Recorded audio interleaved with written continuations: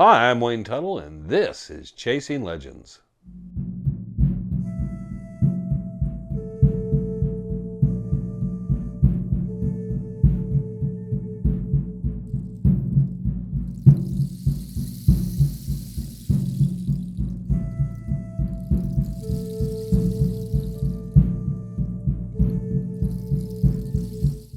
Welcome back to Chasing Legends. I'm Wayne Tuttle, your host once again. Please go down, hit the notification bell, subscribe to our channel, leave comments. We answer the comments if you have a question. We always like them. We read through them. We check them. Go to our website, www.legendssuperstitionmountains.com. And that's about it. Let's get into this week. Been a busy week. Been a busy week in and out of the mountains all weekend.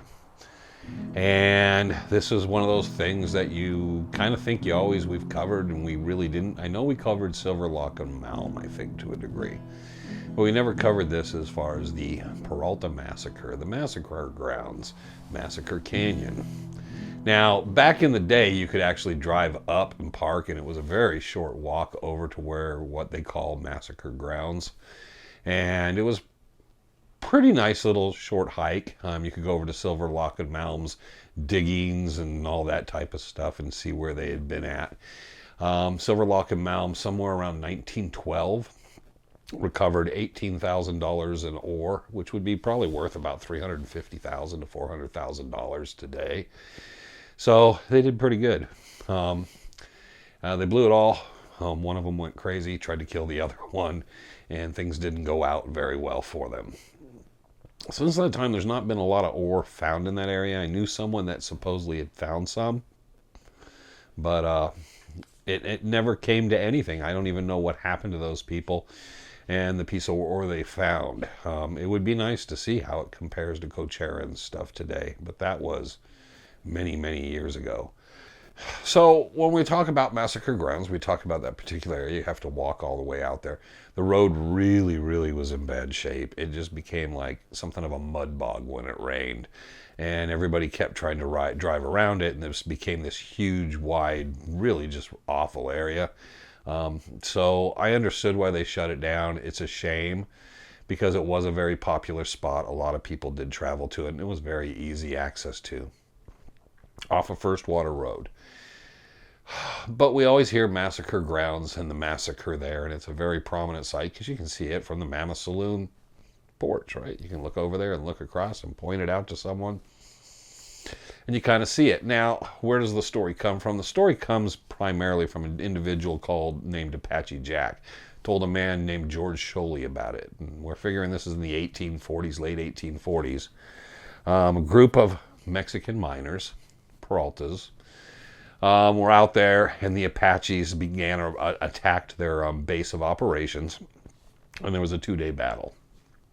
And they chased them through the mountains, and when they came out, they were trying to turn and get into the flat open desert, and the Apaches were able to head them off. Now, Jack said there was 200 Apaches, which seems kind of a pretty large party. I don't know what artifacts or anything's been ever found. Everyone has a theory. I know Bob Garman had a theory of the route and path they took. I know Sim Zealy had a theory. I've seen a bunch of people I went out with and had theories of how they came. But particularly, they pick a spot in the mountains that's their favorite designation, and then they try to work a path from that, which is problematic because you're saying, well, I believe the Dutchman has to be in this area, so this is the path they must have taken out. And there has been, we have to remember, the Coachella ore found up on Peters Mesa. There was some ore found over at the base of Black Mountain, which was Charlie Boy Mountain. There was some ore found in several other places. But is it relevant to that site? There were other miners in the area. Where did the running battle take place? And outside of Sholey's story, which is Sim Zealy used it, it's in the Bark Notes as well, but then Sim Zealy published that story. That's pretty much where we get the massacre story from. And my problem has always been, is that really, because they say it's a two-day running fight. So where did they begin? And where did this path run to?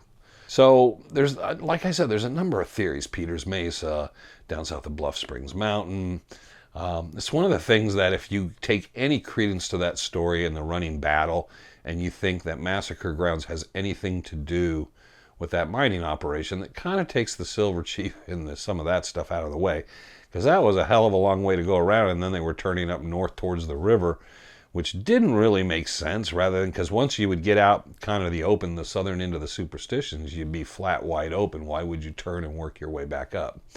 And that would be a very difficult 2-day running fight through the mountains from where the Silver Chief is to end up at Massacre Grounds through the mountains. So can we disregard the whole thing as a story? Apache Jack also talked about some other stories, and supposedly he was poisoned, and Sholey never found out where one of these lost mines was upon Black Mountain. Well, I've always kind of listened and kept my ear to the ground with a number of people. And one of the people back in the 40s and 50s, he began working with Barry Storm, was a man named John Burbridge. Burbridge did a little pamphlet, and it has some interesting pictures. He searched all up down LaBarge and Needle Canyon, Bluff Springs Mountain, up by Blacktop, and then up across Black Mesa, all the way to Horse Mesa. And he found some particularly interesting things and did some photographs. Now, the photographs aren't great, but it does show you he was finding a significant number of things. Frank and I found some things, and we were very interested of a number of places down in Fish Creek by Horse Mesa where he was finding, John Burbridge was finding arastras. And they were very old arastras, and he talked about it. And then there was a drawing, and then there was a point on something that he had written out of John Burbridge's notes, where they'd found a crudely smelted gold bar back in there. And that plays with something that I know Bob Schuess had always told me. He thought there could have been more than one massacre, but he believed they had based their operations or something there. Now that makes sense, because if you're thinking being by the Salt River and the water supply, and they would have been hauling ore in and out of the mountains, we don't know the proximity of the mine to that, but they could have had a base camp or an operations, or that's where they would stage to go in and out of the mountains. So it could have been wherever they were mining, they got attacked, they managed to make it there, and then they tried to do the running fight out from there. And it makes a little more sense as they come into the area down where Goldfield would have been, and then they ended up in the Massacre Grounds. So we got some evidence of that. But the problem is, again, we don't really have any evidence, physical evidence, other than Silverlock mounds, or that anything happened there. Now, there are a few people that have come up with some stories and played up some history that doesn't quite qualify as history. I can tell you, you can tell someone anything, and if there's not real physical documented proof, it doesn't really hold. There was a story for a while about a group of soldiers that found remains of people and all this stuff, and it kind of got, these must have been the Mexicans that were massacred in the canyon. I don't know if that story is necessarily really true. If it's factful, the source is problematic, and then on top of everything, were they really Mexicans or Spanish, or was it an Anglo group? Apache Jack said, if we can take his story as truth, that they had driven the last of them up into there, a small group of them with the burros, and then they killed them all but a few, and a few of those scattered out, and then the Apaches took the burros. One thing that's very interesting is Bluff Springs Mountain, Bob Ward found a stone where a bunch of hides had been pounded out. And he believed that a lot of the burros and animals had been taken up on Bluff Springs Mountain. I've never been able to find the stone. I wanted to get a sample up there, see if I could locate what he was talking about. And maybe someday somebody will find something from Ward's that marks that spot. The other spot was a gentleman named Mitch Waite had found on Horse Mesa. And what he found was old mule bones and a whole bunch of stuff laying around. So he believed there was a couple old corrals and pens that the Spanish might have used. So his belief, the massacre would have emanated in that area. They drove them down, and then they drove all the burros and stuff back up there and slaughtered them, because he said it was a ton of bones. You can go on and find some of Mitch Waite's, I guess they're kind of like journals. He has several different ones. He did some fictional writing, but Mitch had a number of different groups up on Horse Mesa, and he made some really cool discoveries. And those bones and those pens and some of the stuff he did find seem very significant. Now, I know there were sheep farmers, and there's a trail called the Sheep's Trail that goes up there. But the mule bones was an interesting one because that was another thing that played into another Apache had said that they'd killed the burros up there. Now, you can take and have a problem with, over a period of years, different people telling similar stories, but having different stories taking place with different groups, and they suddenly blend together and everybody thinks they're talking about the same one. But for me, Massacre Grounds, I always kind of tended to kind of fit with, they probably came out and were coming down the Salt River and then got pushed. I don't think they came internally out of the mountains when the massacre happened. It's just so difficult. The Apaches would have picked them off long before they got to Massacre Grounds. So it had to be somewhere where they were getting picked off, but they were able to have cover and they were able to have enough of a route that they could escape. And I think that would come more by Horse Mesa and the Salt River. And then you figure they came up out of the Salt River, and when they started getting up ground, probably figure around the Canyon Lake area or somewhere, they tried to break ground and go for the flat open, and just didn't work out. But how many were there? That's problematic in itself. There's no written record. When people contacted people from the Peralta family, even early on, they seemed to know very little. And when they knew, it was just basically that there'd been some sort of massacre, something had happened to the family on an expedition, and a lot of the family members were lost, and it just wasn't spoken of, and it had been almost forgotten. So we don't have a direct tie to them. Now, we will say that the Peraltas had to be in the mountains because of Cristobal Peralta and what we call the Salazar survey. Clay Wurst was involved in that, and when the Salazar survey came up and Cristobal Peralta from Spain, he took them in and he wanted to go into the superstitions. He had some plates, and sometime we'll do something in depth on that. But that's an interesting one because that was one of several things that ties the Peraltas to the superstition. So you can tie them with other stories to people that came. There's been more than one time a Peralta family members come into the mountains. Additionally, Adolph Ruth, remember, dealt with the Gonzalez family who had relatives who were Peraltas, and that kind of connected because there's been a couple instances where members from the Gonzalez family have been in the mountains searching for the old mines as well. So some of it passes along. But the massacre story seems like an odd thing that all the families kind of pushed under the rug or was just forgotten. And we don't have anything physical evidence that proves that massacre actually happened in Massacre Grounds. Could have been just 2 or 3 guys were left over, or the Apaches one time could have hit a group of miners or someone up in there, 4 or 5 of them, and killed them, and then it just became part of the story overall. And that is one of the problems. I always invite people, and people have metal detected and searched that area for so long. And that was something back probably about 20 years ago I pushed hard for, is I wanted to find someone, because I knew someone that had found a loose piece of ore. I wanted to find someone that had a piece of gold ore out of there, because there had to be something left. And somebody had to have some pieces of it in possession, so at least we could try to match it. Now today we might be able to get the matrix and maybe hone it in, or actually see if it matches anything particular in the mountains.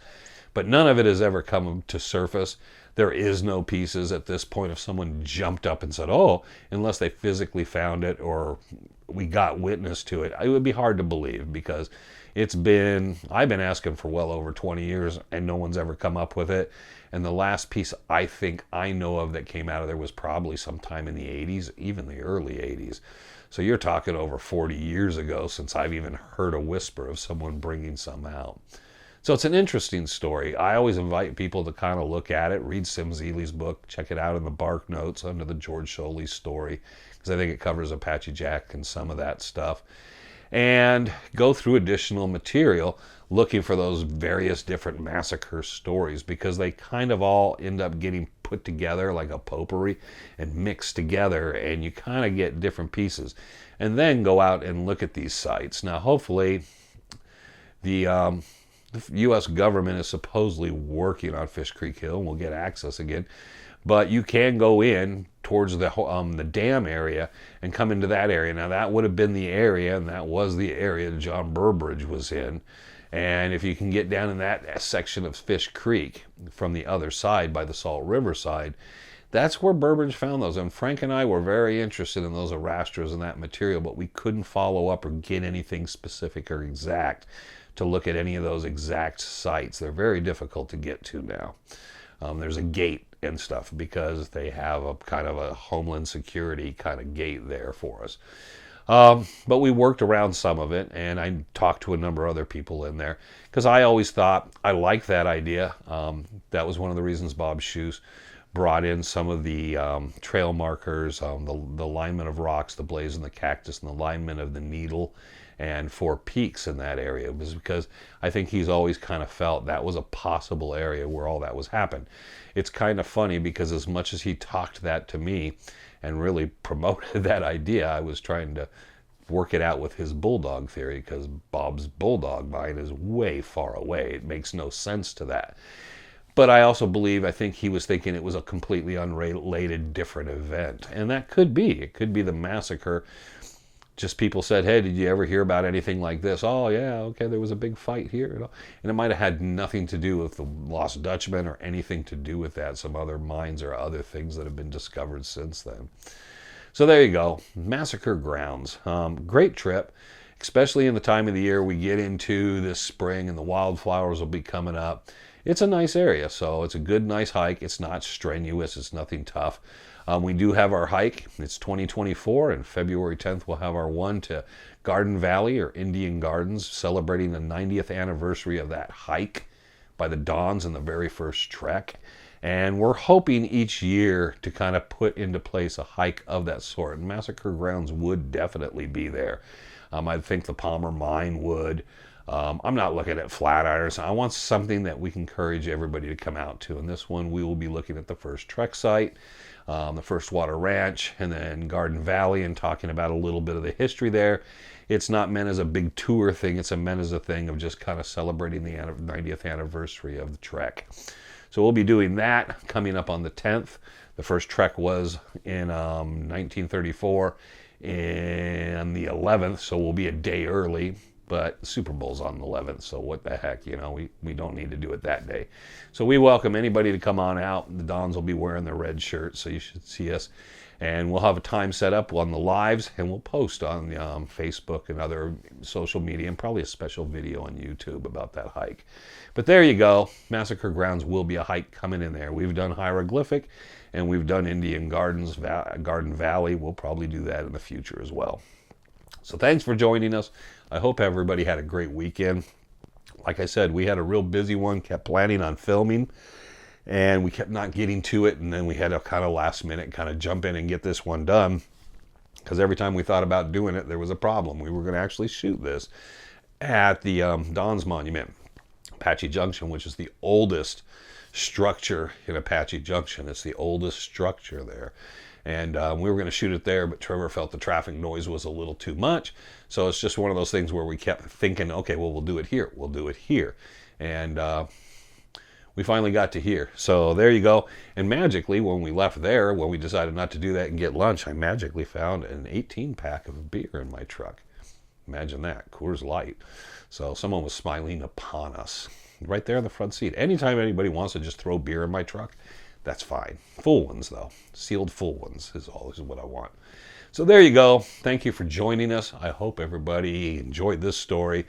And kind of circulate through your head. Read the stories. Go through the books. Jack Carlson has hiking guide, covers the Massacre Grounds a bit, not in detail, but to some extent.